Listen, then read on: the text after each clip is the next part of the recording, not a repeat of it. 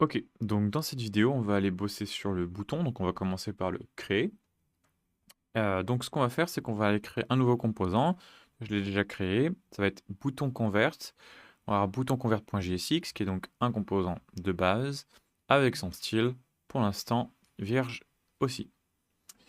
Ok, une fois que c'est fait et que ton bouton convert est créé, on va juste aller l'appeler dans app et le remplacer par le texte qu'on avait ici. Donc on va l'enlever. Tac.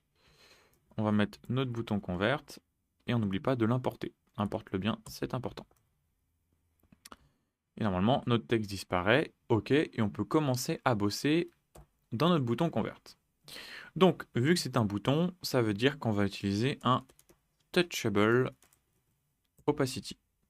Ensuite, donc dedans, on va avoir un texte. Et donc pour l'instant, on va marquer convertir en. Et donc en quoi? Eh bien ici, en fait, on va marquer l'unité, donc soit en Fahrenheit comme ça, soit en degrés. Donc, on va mettre ici unit et on recevra la unit en paramètre. Comme ça, notre composant il reste bien générique et on n'écrit rien en dur dedans. Ok, donc j'importe mon texte. Tac. Donc, convertir en, ok, c'est bien un bouton. Quand je clique, il y a une petite opacité, mais le style, c'est pas encore ça. Du coup, on va avoir un style ici qui va être notre s.button. Et puis, on va avoir un style ici qui va être s.text. Et c'est parti, on va dans notre style.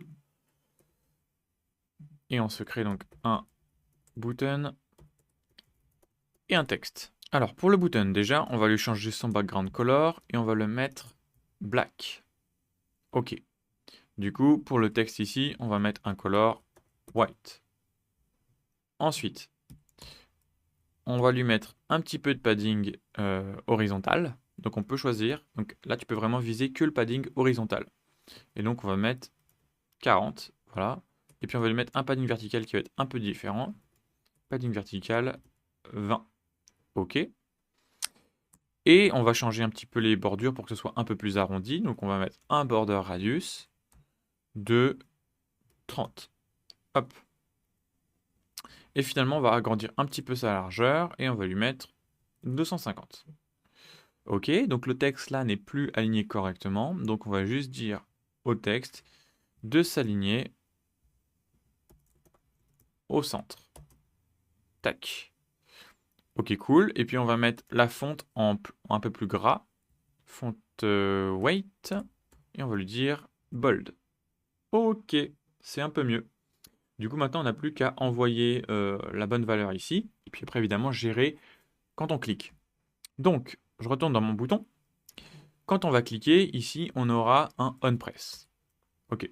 Et du coup, ce qu'on va faire, eh bien, ça va dépendre de ce qu'on nous envoie à faire. Et donc, on va se préparer une petite fonction qu'on va appeler onPress également. Voilà. Et puis, donc, quand le bouton va être appelé, eh bien, on lui dira de toujours appeler la fonction qui a été envoyée en props.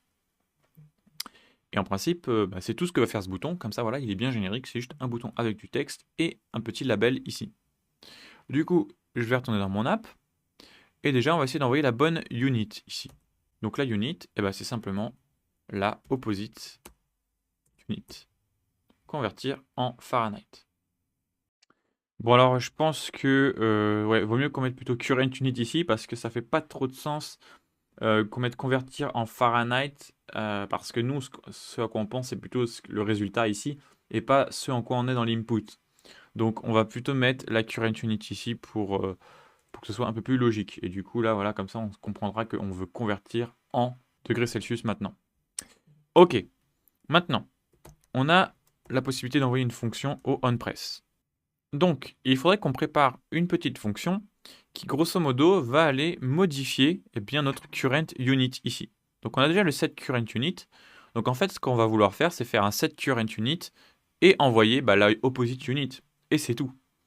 Donc, je vais en profiter pour te montrer un autre petit truc. D'habitude, on crée donc à chaque fois une fonction comme ça. Et puis après, on fait notre travail et on appelle notre fonction ici. Tu as aussi la possibilité d'appeler ta fonction directement ici, comme ça, avec des flèches. Ça s'appelle une arrow function. Et après, faire ton boulot comme ça. C'est vraiment la même chose que d'écrire ceci. Ok? C'est juste un peu plus court. Donc si tu as envie, tu peux des fois appeler tes fonctions directement comme ça. Et donc ici, eh ben, on pourrait faire un set current unit et puis envoyer la opposite unit, tout simplement quand on clique sur notre bouton. Et du coup maintenant, quand je clique, voilà, ça bascule.